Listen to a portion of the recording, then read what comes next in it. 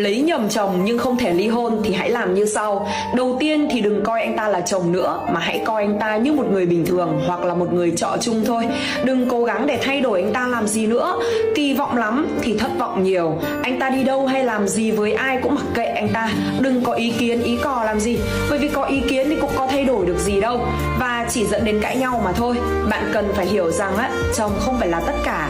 Ngoài chồng ra thì ngoài kia còn có rất là nhiều niềm vui khác. Ít ra thì chọn sai chồng rồi cũng phải chọn cho mình một cái phong cách sống đúng đắn chứ, đúng không? Hãy ra ngoài và làm những gì mình thích. Có thời gian thì đi làm đẹp, đi học hỏi để nâng cao giá trị của bản thân. Đừng chỉ suốt ngày cứ quanh quẩn với việc nhà và chồng con. Ngoài kia thì có rất là nhiều người lấy nhầm chồng, nhưng mà họ hiểu rằng ấy, không thể thay đổi được người khác thì hãy thay đổi chính mình đầu tiên. Cứ thế mà tận hưởng cuộc sống theo phong cách của bạn. Đừng nghĩ rằng lấy nhầm chồng ấy thì thế giới này sẽ sụp đổ.